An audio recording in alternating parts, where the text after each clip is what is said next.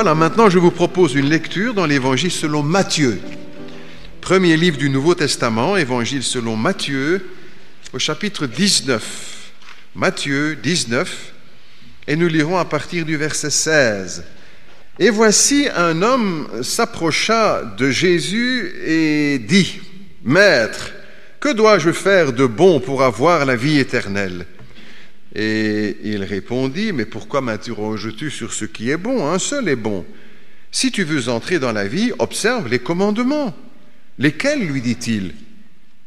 Et Jésus répondit, « Tu ne commettras pas de meurtre, tu ne commettras pas d'adultère, tu ne commettras pas de vol, tu ne diras pas de faux témoignages contre ton prochain, honore ton père et ta mère, et tu aimeras ton prochain comme toi-même. » Et le jeune homme lui dit, « Mais j'ai observé toutes ces choses, que me manque-t-il encore ?» Et Jésus lui dit, « Si tu veux être parfait, va, vends ce que tu possèdes, donne-le aux pauvres, et tu auras un trésor dans le ciel. Puis, viens et suis-moi. » Après avoir entendu ces paroles, le jeune homme s'en alla tout triste, car il avait de grands biens. Et Jésus dit à ses disciples, je vous le dis en vérité, un riche entrera difficilement dans le royaume des cieux. Et je vous le dis encore, il est plus facile à un chameau de passer par le trou d'une aiguille qu'à un riche d'entrer dans le royaume de Dieu. Et les disciples, ayant entendu cela, furent très étonnés et dirent, mais qui peut donc être sauvé? Jésus les regarda et leur dit, aux hommes, cela est impossible, mais à Dieu, tout est possible. Jusque-là donc notre lecture pour ce matin. Jeudi de cette semaine, jeudi matin, le technicien de la firme Anschul pour le contrôle des extincteurs passait pour les vérifier dans tout le bâtiment.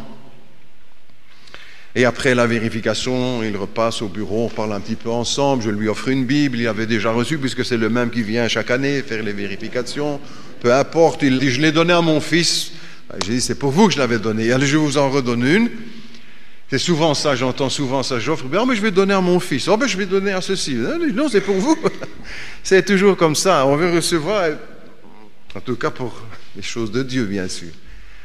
Et puis on parle un petit peu ensemble, il me raconte donc un petit peu de son histoire, courtement, on est debout ensemble dans le hall d'entrée, il va partir, il m'explique que lui, la foi, ça ne trouve pas beaucoup d'écho dans sa vie. Avant, il était ambulancier dans les services d'urgence, donc il me dit, j'en ai vu beaucoup et des choses terribles. Et puis moi-même, dit-il, j'ai eu un accident grave, j'ai failli mourir, j'étais entre la vie et la mort, aux soins intensifs, etc. Et puis voilà, je me suis rétabli et là, j'ai changé de métier, etc. Et je lui dis, mais et vous ne vous posez pas des questions sur la vie, sur la mort, sur l'au-delà, justement, puisque vous êtes venu là tout près, que le Seigneur vous a redonné la vie et que vous êtes... non, qui dit ça? Non, je vis différemment maintenant, je vis au jour le jour et je ne me tracasse plus. Pas plus que ça, non, pas plus que ça. Bon, la conversation se termine et en le voyant partir, je dis, mais quel dommage, quel dommage. C'est le titre de la prédication aussi pour ce matin. Quel dommage. Voir certains personnages qui sont venus tout près de Jésus, tout près de Dieu, tout près du royaume de Dieu, et qui n'y sont pas entrés. Quel dommage. Quel gâchis. Nous prendrons quelques-uns de ces personnages qui étaient presque. Je me souviens quand j'étais plus jeune, et que ma mère m'appelait, qu'on devait se préparer, etc. Elle me dit, Philippe, est-ce que tu es prêt? Et je répondais, je suis presque y est, maman. Presque y est. C'est du mauvais français, bien sûr, mais c'est un peu ça. Tous ceux qui, ils y étaient presque, mais ils n'y étaient pas. Nous allons prendre quelques-uns de ces personnages, parce que la Bible aussi nous dit que nous devons nous examiner nous-mêmes pour voir si nous sommes dans la foi. Et ce qui est étonnant, ce n'est pas que l'apôtre Paul ait dit cela dans une grande campagne d'évangélisation, quand il était à Athènes et qu'il prêchait aux philosophes d'Athènes, ou Pierre le jour de Pentecôte, c'est pas à ce moment-là qu'ils ont dit ça. Ils ont adressé ces paroles à des chrétiens, à l'église de Corinthe, dans une église comme la nôtre. Et Paul leur a écrit, examinez-vous vous-même pour voir si vous êtes dans la foi. Ce qui veut dire que dans les églises, il y a des personnes, tout en étant là, qui ne sont pas dans le royaume de Dieu, qui ne sont pas encore venus à Jésus-Christ, qui sont peut-être tout près, mais qui ne sont pas encore venus au Seigneur et au salut. Examinez-vous vous-même pour voir si vous êtes dans la foi. Et pour nous aussi, cette question ce matin, dans toutes les églises du monde, n'est-ce pas? Cette parole doit être prêchée. Parce que dans toutes les églises du monde, il y a des chrétiens, des hommes, des femmes, des jeunes convertis, et puis d'autres qui ne sont pas. Et ils sont là avec nous, dans toutes les églises du monde, n'est-ce pas? Et pour beaucoup, peut-être même, on les prend pour des chrétiens, ou eux-mêmes se croient. Parce que parfois, il y en a qui croient croire. En fait, d'une certaine manière, je me force un peu pour dire ces choses, n'est-ce pas? Parce que pour moi, il serait beaucoup plus facile de dire, je considère tout le monde comme chrétien, et puis voilà, tout le monde est en ordre, et il n'y a pas de problème. C'est plus facile comme ça. Ce n'est pas toujours le cas. Il faut donc en tenir compte. Premier personnage de l'Écriture avec lequel nous allons cheminer quelques instants, Caïn, un des premiers personnages dans la Bible. Caïn et Abel, les enfants de Adam et Ève, deux frères, une famille, terrible famille, comme beaucoup de familles dans l'Écriture, comme beaucoup de familles dans les églises. Caïn est agriculteur, il travaille la terre, et son frère Abel est berger, il s'occupe des troupeaux. L'un et l'autre viennent offrir un culte à Dieu. Ils viennent rendre hommage à Dieu. Et ils vont le faire de manière différente. Caïn va venir lui présenter les fruits de son travail, ses légumes, ses oranges, ses bananes, ses salsifis, etc. Tout ce qu'il a cultivé, il le met sur l'offrande. Et Abel lui offre un agneau, il égorge un agneau et verse le sang. Et la Bible nous dit quelque chose d'étrange, c'est que Dieu a accueilli favorablement le sacrifice de Abel, le sang qui a coulé, et il a jeté un regard défavorable sur le sacrifice de Caïn. Alors peut-être que si nous avions été là, nous aurions fait le contraire. En disant, quel sauvage celui-là, il égorge une pauvre petite bête comme ça. Voilà, lui c'est un homme éduqué, lui au moins, Caïn. Caïn, c'est en quelque sorte le fondateur, nous pourrions dire, de l'humanisme. C'est la religion de l'homme, c'est la religion des efforts, de l'homme qui devient Dieu, qui se prend pour Dieu. C'est la religion qui met l'homme au centre de toute chose. C'est lui, en quelque sorte, si on veut transposer, n'est-ce pas, actualiser tout ça, Caïn, c'est celui qui a fondé la première maison de la laïcité.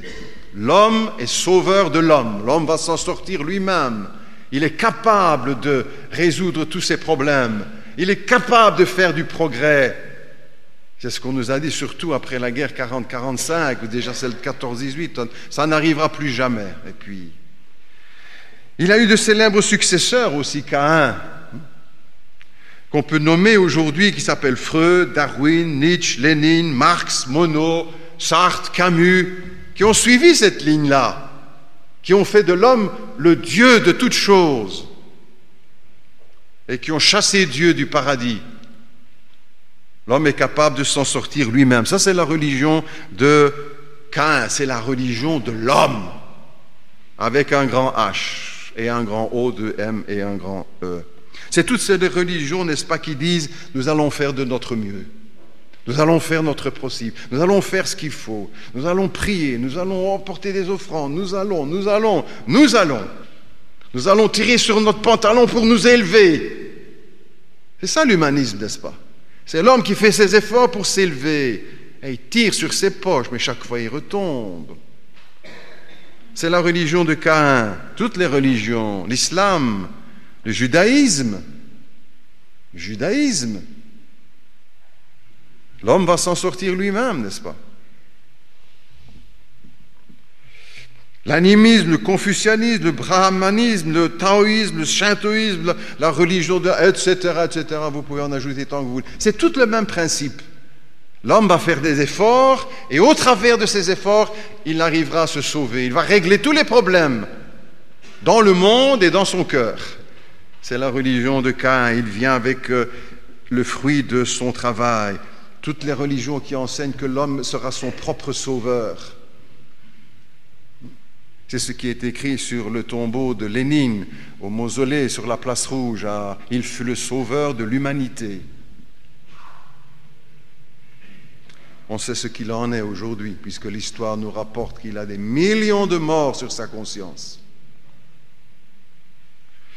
C'est toutes les religions qui enseignent un évangile sans la croix, un évangile sans le sang, un évangile sans la repentance, un évangile de l'effort. Toutes les religions qui prêchent qu'il n'y a pas besoin de verser le sang, ça c'est une religion de barbares, de sauvages. Notez bien que Caïn n'est pas sans religion toutefois, hein. Il vient rendre un culte à Dieu. Il vient rendre un service. Il est pieux et il pratique en quelque sorte puisqu'il vient. Il n'est pas resté à sa maison. C'est pas pour ça que Dieu l'a condamné, parce qu'il est resté chez lui et qu'Abel venait au temple, à la synagogue pour offrir. Non, il est venu aussi, lui. Il est dans les églises, Caïn. Mais il compte sur ses efforts. Il veut servir Dieu, honorer Dieu, mais à sa manière. Ça, c'est le grand problème. À sa manière. Il se fait sa religion. C'est la religion de Caïn. Abel, lui, il offre le premier-né de son troupeau, il verse le sang. Parce qu'il y a déjà dans l'Ancien Testament ce principe, dès les premières pages, que sans effusion de sang, il n'y a pas de pardon. Et certains, parfois, s'étonnent en lisant l'Ancien Testament, ils disent, mais pourquoi tous ces sacrifices, pourquoi tout ce sang? Parce que déjà, Dieu nous enseigne la gravité du péché, que ça ne se règle pas avec 2-3 prières, avec un peu d'argent dans une bourse, une bougie, un pèlerinage, ou même quelques souffrances que l'on s'impose à son corps. Il faut beaucoup plus que cela. Il faut que le sang soit versé, il faut que la vie soit donnée. C'est ça le sens de tous les sacrifices dans l'Ancien Testament. Pour que déjà ce principe s'inscrive dans l'esprit et dans le cœur de tous les croyants déjà dans l'Ancien Testament. Le récit nous rapporte que Caïn est venu avec ses efforts, faire de son mieux, faire tout son possible, et il est désapprouvé de Dieu, il est repoussé de Dieu.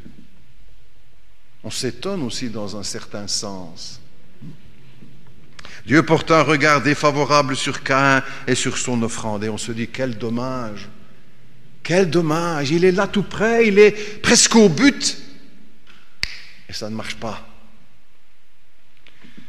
Dieu nous apprend par là, n'est-ce pas, ce qui est constamment répété dans l'Écriture, que sans effusion de sang, il n'y a pas de pardon. Et après tous les sacrifices de l'Ancien Testament, vient celui de Jésus-Christ, parce qu'il sera en fait le seul sacrifice agréable à Dieu. Dans l'Ancien Testament, le sang ne fait que couvrir, le problème n'est pas réglé avec le sacrifice des animaux. Il faut plus que cela. C'est un temps où Dieu prend patience, jusqu'au jour où viendra le Christ qui versera son sang par lequel nous sommes purifiés de tous nos péchés. La Bible nous apprend aussi que Dieu porte un autre jugement que celui que nous pourrions porter. Comme je disais tout à l'heure, si cette scène devait être filmée et qu'on la projette aujourd'hui, il y en a qui feraient ça quand on verrait Abel offrir du sang, qui diraient « Oh, du sang !» Et c'est pourtant le prix de nos péchés. Je me souviens à l'école du dimanche, il y a quelques années, fête de Pâques, ils avaient fait je l'ai encore dans mon bureau, une petite plaque en bois et dessus avec des bâtons de frisco, etc., des petits bois, une croix et sur la croix un petit mouton en ouate, de l'ouate. Ils avaient dessiné la tête du mouton et en dessous de la gorge ils avaient mis quelques petites taches de sang, de rouge, du mercurochrome. Beaucoup étaient à la maison, on n'a pas voulu que je garde ça. Il dit, non, non, pas ça. Pas ça. C'est pourtant ça, n'est-ce pas, la croix.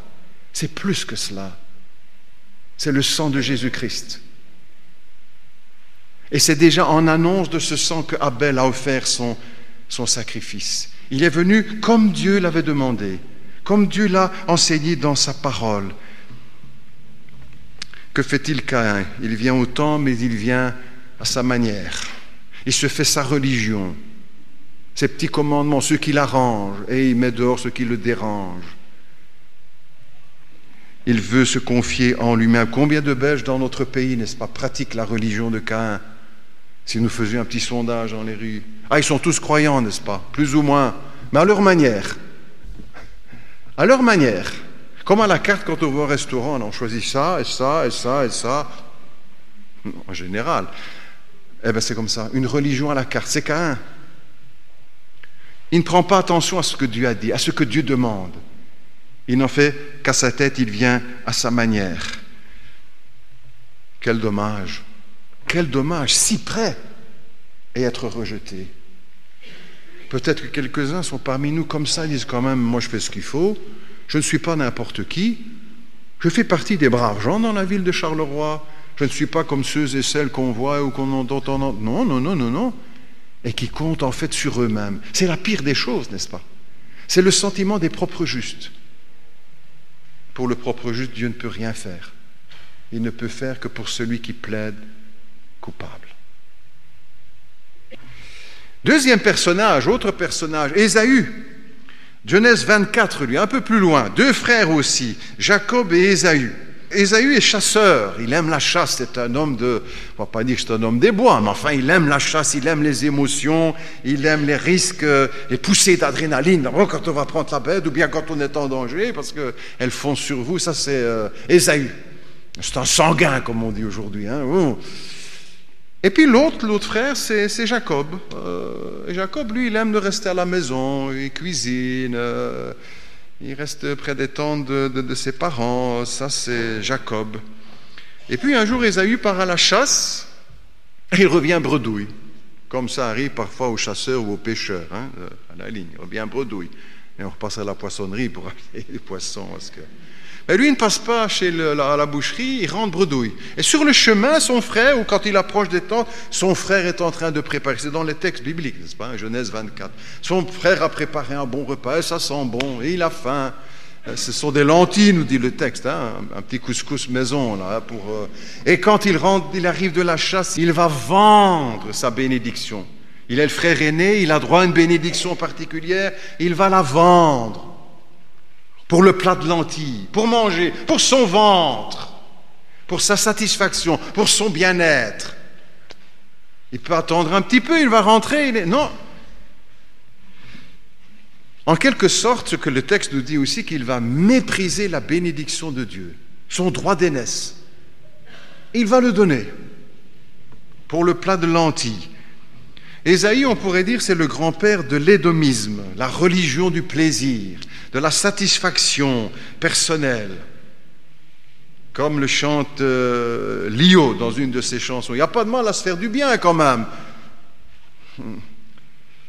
C'est un peu le mot d'ordre de Ésaü. Mais la Bible nous dit un peu plus tard dans le texte de l'Épître aux Hébreux au chapitre 12, et Ésaü plus tard, voulant obtenir la bénédiction, fut rejeté, n'est-ce pas? Quoiqu'il la sollicita avec larmes. Il a pleuré après sur ce qu'il avait fait.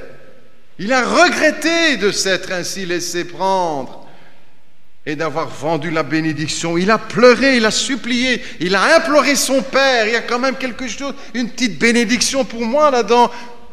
Non, je l'ai donné, tu l'as vendu. C'est trop tard. C'est donné. Et c'est ton frère, Jacob, qui l'a eu. Peut-être pas d'une façon honnête, d'autres choses là-dessus, mais tu as méprisé la bénédiction de Dieu. Combien de Belges aussi, n'est-ce pas, s'appellent Ésaü en quelque sorte, et méprisent la bénédiction de Dieu. Si ce n'était pas le cas, n'est-ce pas, les églises seraient remplies. Ce n'est pas le cas.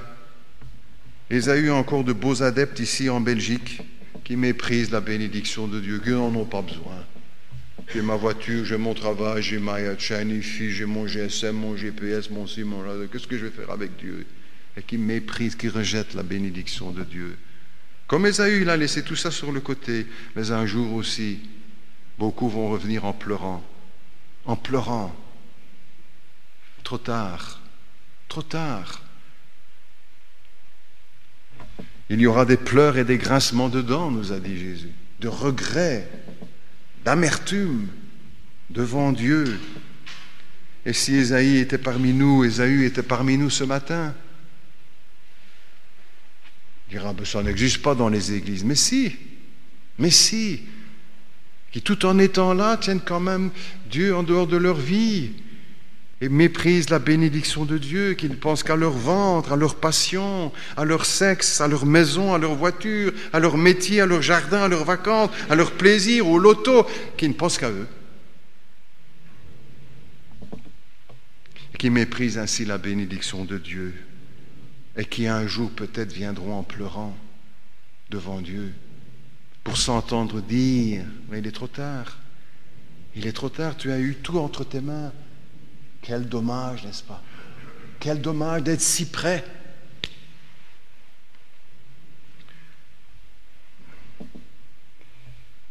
C'est un faux évangile, n'est-ce pas, qui prêcherait qu'il n'est jamais trop tard avec Dieu. C'est pas ce qu'on trouve dans la Bible, vous savez. Un jour, Dieu a fermé la porte de l'arche, il était trop tard. Un jour, Dieu a rejeté le roi Saül, qui a voulu pourtant s'accrocher au manteau de Samuel, qui s'est déchiré. Dieu lui a dit, Samuel lui dit, Dieu déchire ton royaume aujourd'hui, Saül, c'est trop tard maintenant. Un jour, Dieu a fermé la mer Rouge sur les armées de Pharaon. Un jour, Dieu a envoyé Babylone en déportation. Un jour, Dieu a fermé la porte ou fermera la porte de la grâce. Un jour, il sera trop tard. On ne se moque pas de Dieu, dit l'Écriture. Ésaü, en quelque sorte, s'est moqué de Dieu. Il a méprisé les choses de Dieu. Et quand il est revenu en pleurant, il était trop tard. Il dira, pasteur, vous voulez nous faire peur. Non, pas nous faire peur, nous prévenir. Nous prévenir que ce serait dommage qu'il y en ait un parmi nous, n'est-ce pas? Ou quelqu'un qui suivra le culte qui est enregistré ce dimanche et qui entendra là peut-être bien loin dans un pays que nous ne connaissons pas, mais à qui l'Esprit de Dieu va parler comme à nous ce matin. Il est trop tard, Ésaü, tu as méprisé la bénédiction de Dieu. Troisième personnage, qui vient tout près, la femme de Lot. Ah, la femme de Lot. Ils habitent ensemble avec leur famille tout près de Sodome et Gomorrhe. Oh, ça résonne dans nos oreilles, le nom de ces deux villes, Sodome et Gomorrhe. Il est toujours dangereux pour le chrétien d'être tout près du monde. Parce que Sodome et Gomorrhe, c'est le monde, c'est le monde du péché, c'est le monde de la désobéissance, c'est le monde de l'immoralité, de l'homosexualité. Et Lot et sa femme vivent là tout près, aux portes de Sodome et Gomorrhe. C'est toujours dangereux d'être aux portes de... Et puis les villes sont rebelles contre Dieu et rejettent Dieu. Et vivent dans une immoralité incroyable. Quand on lit le texte, n'est-ce pas, on a encore les frissons. Et on n'est peut-être pas loin de cela, vous savez. Peut-être que notre ville de Charleroi est plus loin que Sodome et Gomorrhe. Vous avez peut-être vu ici le reportage la semaine dernière sur la ville de Charleroi. Et encore, ça c'est ce qu'on montre. Et puis il y a tout ce qu'on ne montre pas, n'est-ce pas? Nous sommes pires que Sodome et Gomorrhe ici à Charleroi. Et pas seulement à Charleroi, mais ailleurs. Pire que Sodome et Gomorrhe. Et Dieu envoie dans la ville 2 anges pour prévenir que le jugement va venir sur la ville de Sodome et Gomorrhe. 2 anges qui viennent prévenir Lot et sa famille. Et pour ta vie, sauve-toi, ne regarde pas en arrière et ne t'arrête pas dans la plaine de Sodome et Gomorrhe. Et Lot et sa femme vont sortir de Sodome et Gomorrhe. Ils quittent le monde, ils quittent le péché, ils quittent l'immoralité. Et tout ce qu'on peut deviner derrière ce mot, Et puis au milieu de la plaine, la femme de Lot se retourne. Et elle s'arrête dans la plaine et elle est frappée par une lave salée, incandescente qui vient la foudroyer en un clin d'œil. Elle devient une statue de sel. Gomorrhe est au bord de la mer morte. C'est ça, une région volcanique et la densité de salinité maximale. Elle devient une statue de sel, nous dit. Oh, aujourd'hui encore, et tout au long de l'histoire de l'Église, n'est-ce pas, on s'est moqué de ça. Qu'est-ce que c'est de ça pour des histoires Et puis en 64, avant Jésus-Christ, la ville de Pompéi va vivre une expérience à peu près identique. L'explosion d'un volcan qui va répandre une cendre incandescente sur la ville de Pompéi et les gens vont être frappés sur place. C'est l'histoire, ça c'est l'archéologie, c'est plus des légendes, c'est plus... Mais c'est à peu près la même chose que ce qui est dit de la femme de Lot, oui. Ce n'est pas des légendes, ce ne sont pas des fables, ce n'est pas des histoires pour faire peur aux enfants ou aux personnes âgées, non.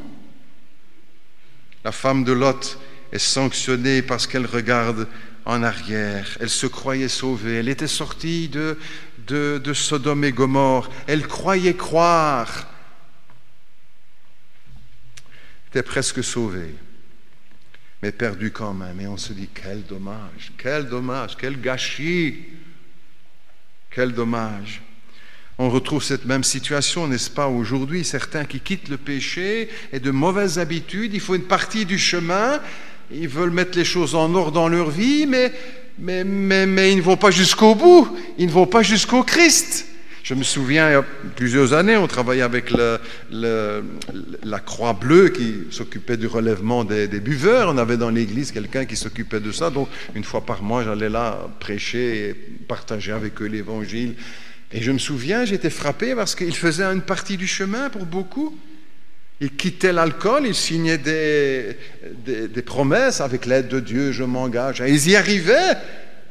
Et puis, mais il y avait beaucoup d'autres choses après qui restaient sur la route et ils ne venaient pas jusqu'à Jésus-Christ. Ils quittaient Sodome et Gomorrhe, ils quittaient leur péché et puis ils s'arrêtaient au milieu de la plaine au lieu d'aller jusqu'à Golgotha. Plusieurs, j'étais frappé. Et ils étaient tout contents parce que effectivement il y avait une victoire, ils n'étaient plus dans l'alcool, etc. Bravo, merveilleux. Mais ça, c'est une étape, ça. Mais on ne s'arrête pas au milieu de la plaine. Et on avait beau le dire et le redire dans les prédications et les encourager, etc. Mais ils ne faisaient pas. Certains faisaient le chemin jusqu'au Christ et puis s'engageaient, se convertissaient, s'engageaient dans les églises. Mais beaucoup restaient comme ça dans la plaine au milieu.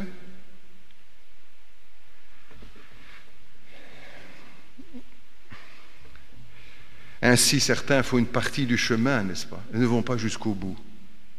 Et ils pensent que parce qu'ils ont réglé certains problèmes dans leur vie, avec le péché, et c'est déjà bien, mais ils ne vont pas jusqu'au Christ. Mais pourquoi? Le salut, ce n'est pas seulement renoncer à certains péchés, c'est venir à Jésus-Christ. C'est le recevoir comme Seigneur, comme Sauveur. C'est se repentir, c'est plaider coupable. Et alors après, le Seigneur nous aide pour mettre notre vie en ordre et renoncer au péché. La femme de Lot, quel dommage. Quel dommage. Un peu plus loin, le texte que nous avons lu tout à l'heure, le jeune homme riche. Ah, quel dommage. Un jeune homme bien de toutes les manières, il ne manque de rien, il a une bonne morale, on aimerait tous de l'avoir comme beau-fils, hein? Quelqu'un pareil qui a obéi au commandement, il n'a pas ci, il n'a pas là, bravo, quel brave homme. Quel brave jeune homme! Et peut-être qu'il y en a dans les églises, hein? Ah, un brave garçon! Il respecte les commandements, il honore son père, sa mère, il n'a pas commis d'adultère, il n'a pas commis de meurtre. Bravo! Il vient au bon moment, il vient dans la bonne attitude, il vient avec la bonne question sur la vie éternelle, il vient à la bonne personne, à Jésus-Christ, il reçoit la bonne réponse, et il fait le mauvais choix. Le texte nous dit, il s'en alla tout triste. Au lieu de suivre le Christ, il lui tourne le dos et il s'en va tout triste. Quel dommage! Quel dommage! Quel gâchis! Beaucoup de jeunes sont un peu comme ce jeune homme, n'est-ce pas? Ils ont tout, ils sont dans l'abondance, en Belgique plus qu'ailleurs, n'est-ce pas? Nous sommes, il faut le rappeler, l'un des pays les plus riches au monde. Même en Europe, nous sommes un des pays les plus riches. Et notre mode de vie, on dira, vous dites ça, mais je dois compter mes sous tous les mois. Ben oui, mais ça ne veut pas dire malgré tout qu'on est dans l'abondance, n'est-ce pas? On ne manque de rien. On ne manque de rien, on a du superflu. Comme ce jeune homme qui avait tout, n'est-ce pas? Et en même temps, il lui manque l'essentiel. Beaucoup de jeunes sont aussi comme ce jeune dans notre société, dans nos universités, n'est-ce pas? Ils sont un peu comme ce jeune homme. Et il lui manque une chose, la dimension spirituelle dans sa vie. De venir à Jésus-Christ, de croire et de suivre le Seigneur. Quel dommage! Quel dommage pour tous ces jeunes. Solzhenitsyn, il y a plusieurs années maintenant, puisqu'il est décédé depuis quelques années, à l'université d'Harvard, il avait été invité à l'occasion de la remise d'un prix. Bref, il avait dit ceci dans son discours, n'est-ce pas? On nous a volé ce que nous avons de plus précieux, notre vie intérieure. Ah, ça c'est un peu notre société. Et tout spécialement, ou peut-être plus fort encore chez les jeunes, on les a comblés de tout, n'est-ce pas? Et il leur manque ce qu'il y a de plus précieux, on leur a ôté ce qu'il y avait de plus précieux, leur vie intérieure. On leur a fait croire qu'ils sont des singes évolués et qu'on peut vivre sans Dieu et que l'homme va s'en sortir. Il manque cette dimension spirituelle à leur vie. Ce jeune homme est venu tout près, n'est-ce pas, du Seigneur. Quand on relit ça, on est bouleversé. Même si on l'a lu 10, 20, 30 fois. Quel dommage! Mais quel dommage si c'était quelqu'un parmi nous. Ou dans une autre église où on prêche aussi cette bonne nouvelle de l'Évangile. Un jeune qui vient là tout près, qui fait... et qui pour finir va se détourner du Christ et s'en aller tout triste dans la vie. Tout près. Et en même temps ne pas saisir l'occasion. On termine avec le cas de l'apôtre Paul, quand il rend témoignage devant Agrippa, devant Festus, avec cette parole, n'est-ce pas, bouleversante. Tu vas bientôt me convaincre de devenir chrétien. Ah, il est tout près. Il est presque convaincu. Il a la main sur la porte pour entrer dans le royaume de Dieu. Qu'est-ce que tu as fait, roi Agrippa? Qu'est-ce qu'il a fait, Festus? On ne le saura jamais. Ils sont venus tout près. Comme peut-être certains encore ce matin. Ils sont tout près. Il faudrait venir à Jésus-Christ. Paul disait dans l'église de Corinthe, examinons-nous nous-mêmes pour voir si nous sommes dans la foi. Ça vaut la peine de se poser la question pour chacun de nous ce matin. Moi, je ne vais pas faire une enquête et poser la question à chacun. Il n'est pas dit, faites-vous examiner par le pasteur. Non, que chacun s'examine. Et peut-être ces différents cas que nous avons évoqués aujourd'hui, disons, oh, est-ce que je ne suis pas moi Ésaü? Caïn? Ah, je ne vais pas tuer mon frère, non, mais j'essaie de faire tout mon possible et je compte seulement... Quel dommage. Ou comme ce jeune homme qui vient tout près, quelqu'un de remarquable. Ah, que ce serait dommage. Prions ensemble. Seigneur notre Dieu, notre Père, ce moment est encore un grand moment dans notre vie parce que ta parole vient jusqu'à nous. Parce que ton esprit porte cette parole dans notre cœur. Seigneur, qu'il n'y ait pas de résistance. Nous n'avons même pas besoin de te demander de parler à nos cœurs parce que tu parles. Mais il faut aussi que nos cœurs reçoivent cette parole avec foi. Et que nous puissions chacun vraiment prendre ces choses avec sérieux et nous examiner nous-mêmes pour savoir si nous sommes dans la foi et pas seulement tout près. Pas seulement un brave homme, une brave femme comme ce jeune homme. Peut-être comme Caïn qui vient pour apporter, mais qui compte sur ses efforts, sur « Ah Seigneur !» et qui se croit bon et meilleur que les autres et donc que tout va s'arranger avec Dieu. Seigneur, rien ne peut s'arranger de cette façon avec toi. Il faut que le sang soit versé, le sang de notre Seigneur Jésus-Christ. Et il faut venir sous ce sang et ne compter que sur Jésus-Christ. Seigneur, nous prions peut-être pour celui ou celle qui serait comme Lot, qui a quitté un peu le péché, qui a quitté le mal et qui fait quelques pas et qui s'arrête dans la plaine, qui regarde en arrière, comme Jésus a dit, celui qui met les mains à la charrue, qui regarde en arrière n'est pas digne du royaume de Dieu. Ah Seigneur, peut-être parmi nous ce matin, qui ont mis la main à la charrue et qui font marche arrière, ou qui sont en train de faire marche arrière. Seigneur, parle à leur cœur ce matin.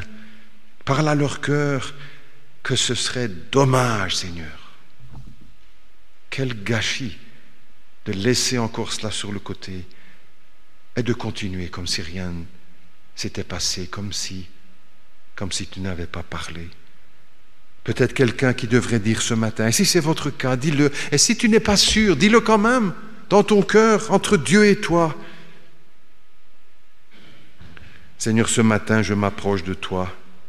Je ne l'ai jamais fait. Oui, j'ai prié, oui, je viens à l'église, mais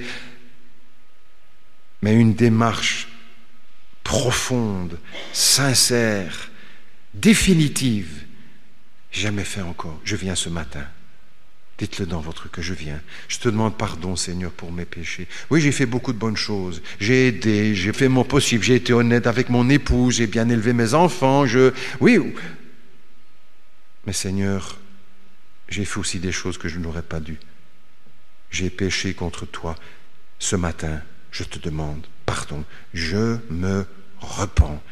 Je regrette, Seigneur, devant toi, devant la croix, devant ton Fils. Je te demande pardon.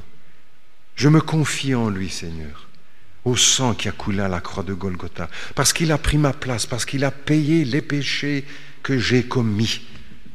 Il a payé mes transgressions. Il a été frappé de Dieu, comme nous dit l'Écriture. Humilié, transpercé, offert en sacrifice à ma place. Seigneur, je crois et je viens ce matin à Jésus-Christ. Ce n'est pas une question de protestant, de catholique, de ceci, de cela. C'est à Jésus-Christ que je viens ce matin. Je viens, Seigneur.